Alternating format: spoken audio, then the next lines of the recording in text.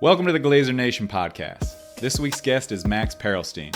Max joined me on the podcast to receive the award for Glazier Nation's 2023 Advocate of the Year. Max and I discussed what advocacy means to him, why glass build is important, and career advice for anyone looking to advance their career in the glazing industry. I had a great time chatting with Max, and I hope you enjoy the podcast. This podcast is brought to you by Glazier Nation, and speaking of glass build, work in the glass or fenestration industry? Build your team, business, and livelihood by attending the biggest industry event of the year, Glass Build America. Join your peers, prospects, and competitors in Atlanta October 31st through November 2nd for the ultimate business building and networking event, Glass Build America. Learn more and register at glassbuild.com. That's glassbuild.com. Register for free using promo code POD.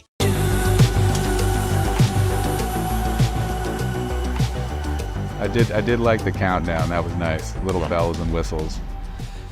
So Max, my first question to you is, why did you create a glass podcast?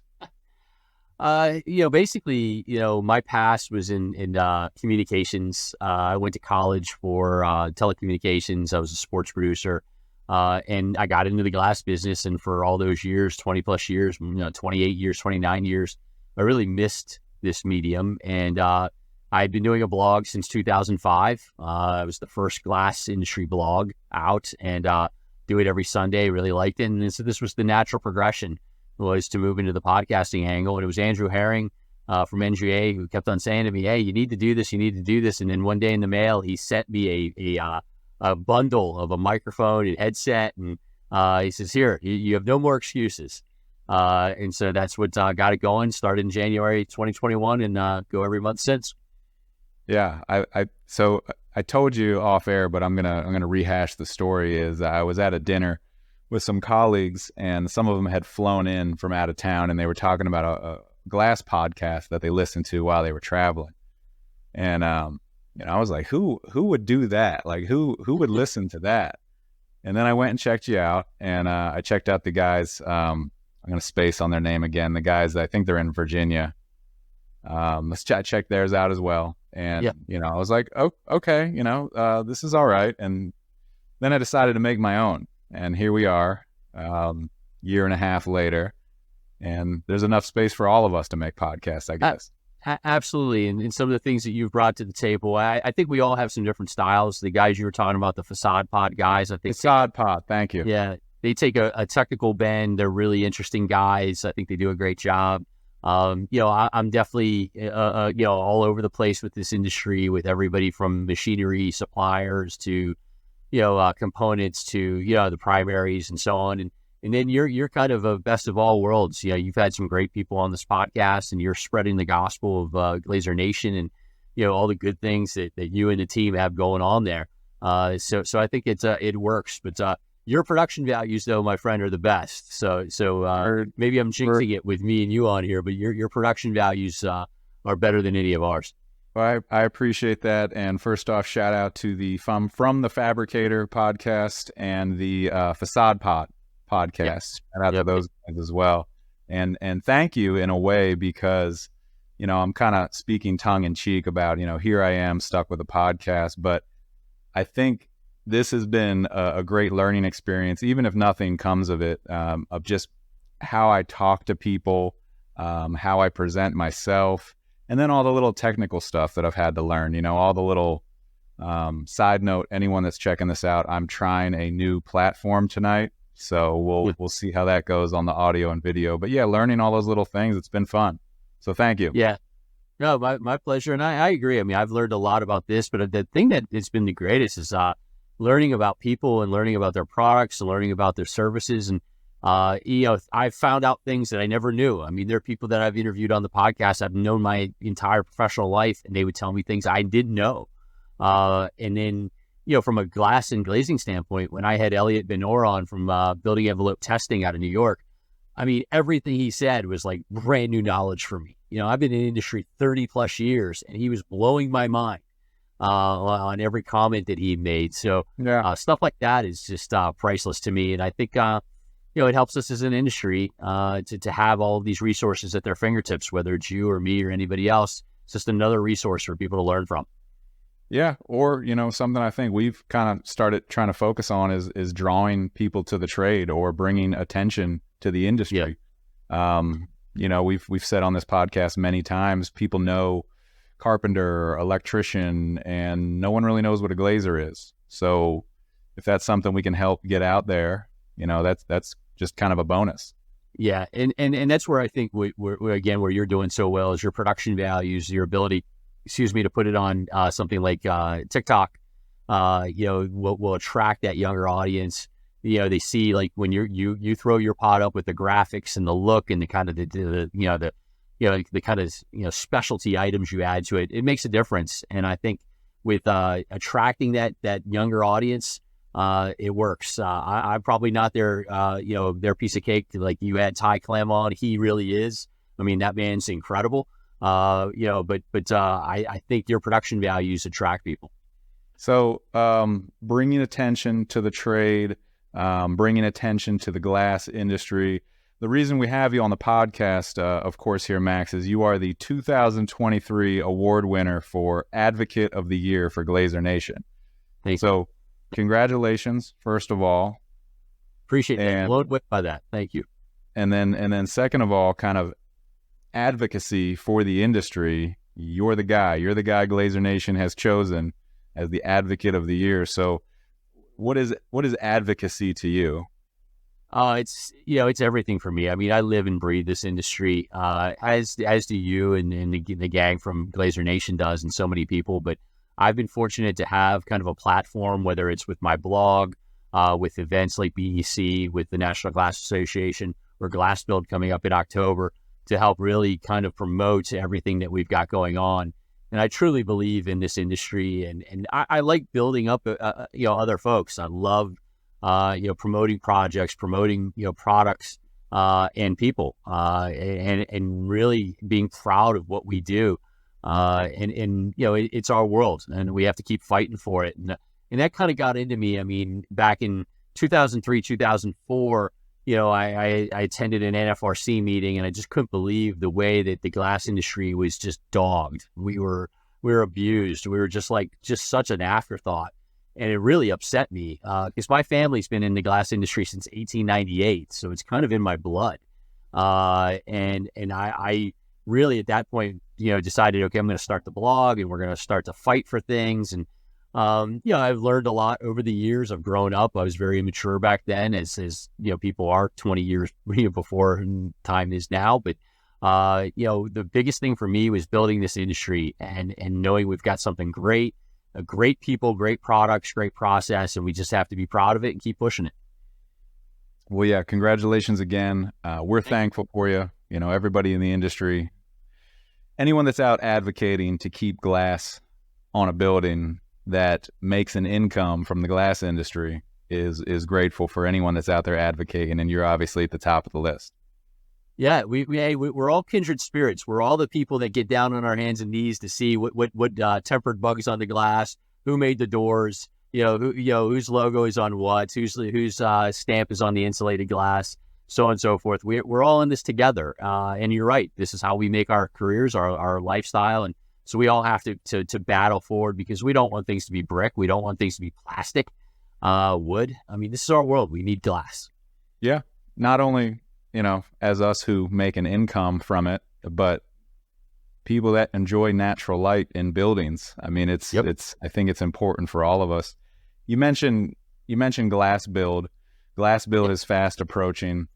Why is Glass Build important? Well, it brings the industry together first and foremost. I mean, you're going to have 8,000-9,000 people there, hopefully more, from every walk of this industry. So from glazers to fabricators to manufacturers to component manufacturers, machinery, software, glass, metal, windows, doors, you name it, and it's all covered there. And so where it's really important is this is where we learn. This is where you get everybody together. This is where you network, and get educated. This is where you work on your supply chain and your relationships. Being able to visit with you and YKK, for instance. YKK has a booth this year at Glass Build. It's so exciting, because the YKK booths are legendary. That you see them at the architectural shows.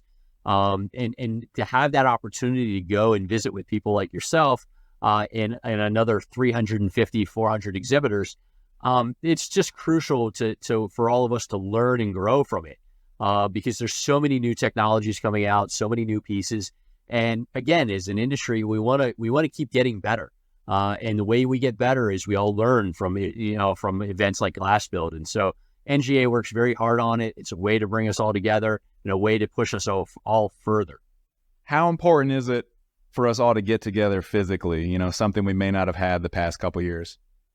It makes a huge difference. We saw it last year in Las Vegas.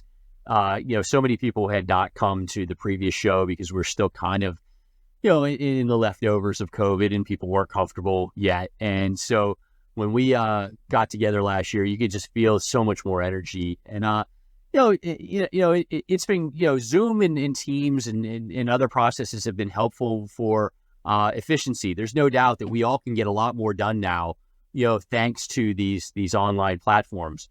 But there's no escaping being able to get together in person and get those physical cues and be able to really kind of, break bread with folks and have good discussions face to face. There's really no replacement for that. We saw it last year. It was a huge success. Expect it this year. And you know what? Right now, we all don't travel as much as we used to. I mean, I think some still probably do. But for the most part, most people have seen, hey, I can do that on Zoom. I don't have to go out. So if you're going to have to, pick your times, then Glass Build's a perfect time to do it. Come to Atlanta, spend a couple days there, see things like the Mercedes-Benz Stadium, see the sites in Atlanta, and then see, 400 plus great exhibitors and then 8,000, 9,000 of your best friends in the industry. You can't beat it. That's a lot of best friends. Yeah, I agree. We're using a form right now of video communications, and it's enabled us to do stuff like this podcast, really. There's definitely efficiency in what I do, and there's definitely some clients of mine who that's their preferred method of communication now. Yeah. And that's fine, but I still make a point to try and go see them at least periodically, a fraction of what we would have done in the past. But like you said, to get those physical cues, to be able to talk in the same room, you just react differently and you speak differently, and there's a weird human thing that goes on there, right? No doubt. And I think the hybrid aspect of exactly what you said. I mean, you're probably talking to people in person and you go visit them, but if something comes up and they call you and they say, John, I got my people around, can we jump on a Zoom or a Teams? Yep, absolutely. 5 years ago, you didn't do that. 5 years ago, you're like, hey, let me rearrange my schedule. I can get there Thursday. And, you try to figure that out. Well, they may not be able to wait till then. Now, 10 minutes later, you're on a video call and they may be, one guy may be at a job site, one gal might be down the street, with their PM. And now you get everybody all together immediately. And yes, the one thing we all hate, us old timers, is how fast everything moves in this industry. I mean, when I started the industry, we would get purchase orders by mail. It wasn't fax yet. We were getting them by mail. Now with the Zoom communication, that's even faster to get orders and need quotes and estimates and so on. But it does help the estimating and it helps the communication. And at the end of the day, it's what we have to do. We have to keep evolving and getting better.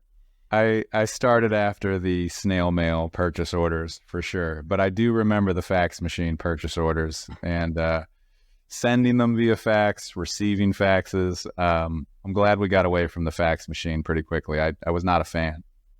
No, yeah. The funny part about the fax machines, our first ones were those thermal paper, and after a while, the thermal paper would fade. The print would fade, and so we would file everything. And then if somebody came back on us like 6 months later and said, hey, I got a warranty claim, and you go back into the file and you could barely read it because it had faded so much in 6 months. So there's definitely some benefits to technology.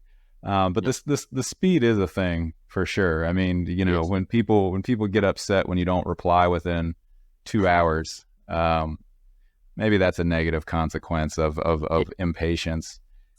Max, we probably should have let off a little, and I don't want to dive too deep, but the highlights of who you are, I realize there's most people listening to this probably know you. But those that don't, what's your role in the industry? Sure. Yeah. Basically, I'm an industry consultant. My company is called Sole Source Consultants, communication strategy group that does PR, marketing, market research, sourcing, you name it. I usually have a contact for it. So a little of everything there. I've been in the industry since 1991. As I mentioned earlier, my family's been in it since 1898.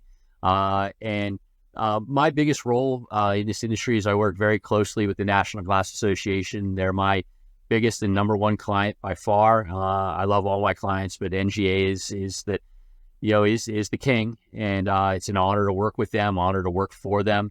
And so with that, I work very closely with them on events like Glass Build, and also events like the Building Envelope Contractors Conference, BEC, which next March will be in Nashville again. And those are events I've been involved with really all my professional life. And I love being involved with it. I love building the industry. As we mentioned earlier, I write a blog every Sunday. I do a podcast every month. And it's all about, trying to improve our world. So, I help my clients, develop their marketing and their media. But at the end of the day, I'm trying to continue to build this industry and do right by it, and then do right by the great people in it. Well, main reason I wanted to ask that was to lead into you have so many touch points with so many different people in our industry. What would you say are the biggest trends you're looking at recently? Well, the biggest really right now is security. I think after the Nashville tragedy in the school, it really went off the chart with folks wanting to fortify their structures, and every security group that I've talked to or work with or around, they're all the busiest they've ever been, and then some. So that really is a trend that has taken off, and obviously depressingly. It sucks that that's the hot trend. But it is what it is. We have the product for that. I wrote we were writing my blog for this weekend, and I was writing about, on the return to office, the people that want to go back to the offices, they want, comfort and they want security. And glass provides both, because like you mentioned earlier, the natural light that comes through with glass is unbeatable. And then security with our, products, the various protective products that are created by so many different companies in this industry, provide that level of security if it's put in correctly, and ordered, to the right spec. I mean, you have big time peace of mind there. So I think that's the biggest. Energy, obviously, John, as you know, and your company's a leader in the energy standpoint, and energy will always be a big player. So whether it's your glass or your aluminum systems like YKKs, there's so many important moves there on the energy side. And so that's always going to be a big one. And that's a big one right now. And then lots of new products, products like VIG, that are very, very big, like, the VIG technologies and vacuum vacs from Vitro and Michael Spellman, huge, amazing products that are going to make a difference. No relation, by the way. Yeah. And that's right. You guys, the same last name. I should have asked you that. So great people named Spellman in our industry. It's so wild to me that there's more than one, but shout out to Michael Spellman. We'll have to get him on. His wife Carolyn and his daughter Erin are all in the business, and they are fantastic. And so you could be cousin John. Yeah, so, maybe I'd lean into them on for a family tree special. I'd lean into that, but that's the big thing is security, energy, and some new products. But the one thing we got to keep doing is innovating and evolving, and we do that, and we just have to keep pushing that envelope. Yeah, and I absolutely agree that it sucks that security is a trend. Yeah, but from our perspective, the cause of these issues is a larger conversation than this podcast, probably. Oh yeah. But our industry isn't responsible for the cause, but we can help with solutions. Yep. So the silver lining, if you want to try and apply one from our perspective, is that we can help.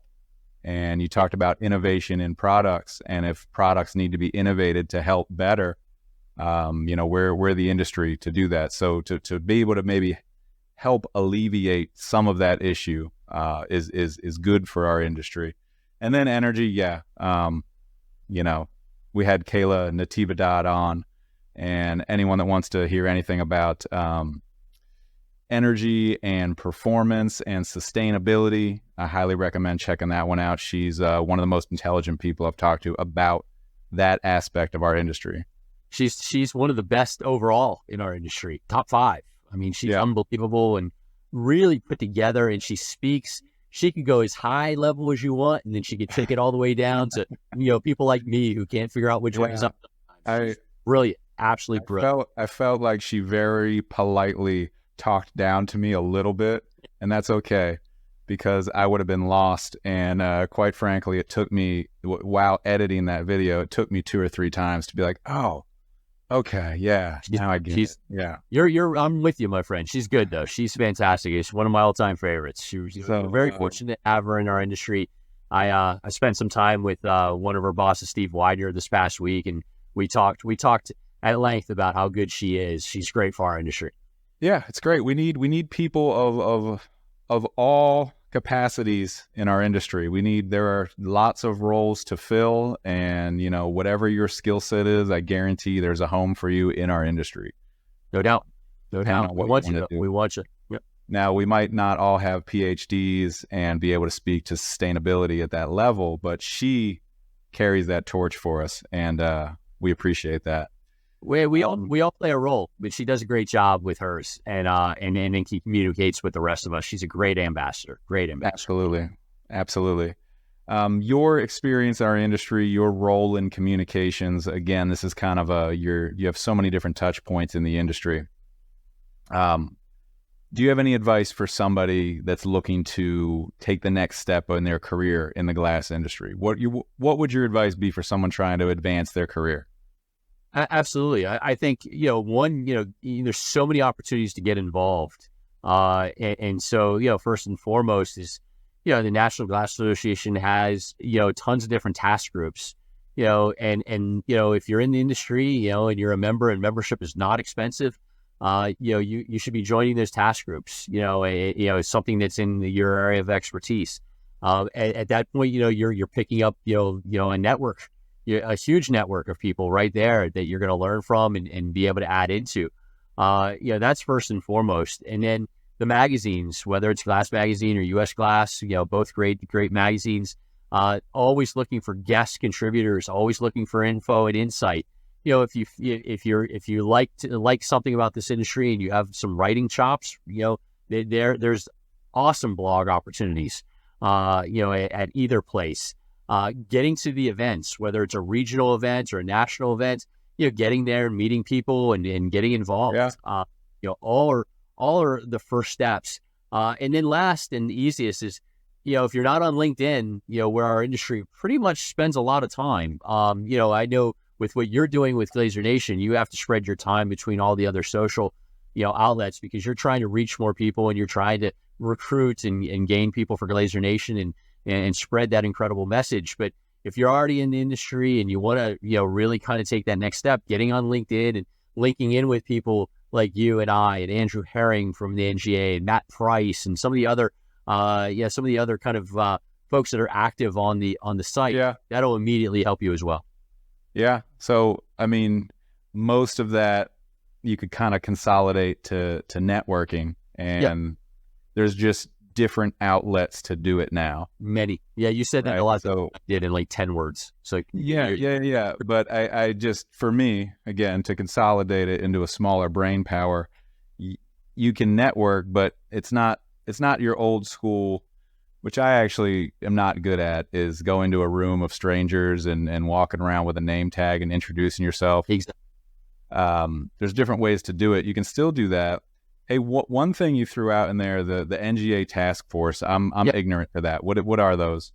So there's task groups for there's a task group for pretty much every area of our industry. So forming, there's one for glazing, there's one for fabricating, and then inside of those there's breakdowns in different areas like shower enclosures. Has a task group where they work on glazing informational bulletins, or they have a brand new, for instance, there's a brand new, shower door enclosure guidebook coming out that an entire group of industry professionals worked on, from all different makes and models, whether they're, glazers, whether they're, hardware suppliers, fabricators, they're all involved in it. And so you name it, it's there. So if anybody's interested, if they go to glass.org and they look at committees or task groups, they'll find a bunch of different opportunities there, and all volunteers welcome. I called the task group a task force. Sorry, it sounded still, and you had me say it too. So it works. As long as you get the job done, I don't care what it's called. So maybe it sounded more extreme to me, like we were going in on some glazing, and we needed the task force to take us. There you go. Maybe I'll talk to Andrew about that one. We could we could brand it just a little differently, maybe. Yep. We talked a little off air, and I just think it's interesting because we talk about on my show a lot is different paths. And was 2 weeks ago with Ty Clem, you can choose college, you can choose trades, you can choose alternate education. There's different ways where people have education locked behind a paywall like Patreon, and you can learn how to code Python through these people. And I mean, that is a career that you can do. So just different stuff. Your son's website is boardwalktimes.net. boardwalktimes.net. Anyone that's into the Disney scene, check out, it's Zach, right? Thank you. It is Zach. Thank you. Zach Perilstein, boardwalktimes.net. Just a cool little social media website, Disney content that Max's son is working on. Just an interesting, everybody's taking a stab at different social media stuff, including myself, right? And it's just interesting to see how people kind of piece it together and how it works for them. So many opportunities out there, and like you said, there's tons of different paths, some more traditional than others. And when it comes to our industry, there's different ways to get the word out. And like I said earlier, I like what you're trying to do to try to go through some of these different platforms to get the word out, because we have to keep expanding that tent. We need more people under that tent, and however we reach them, I don't really care as long as we reach them.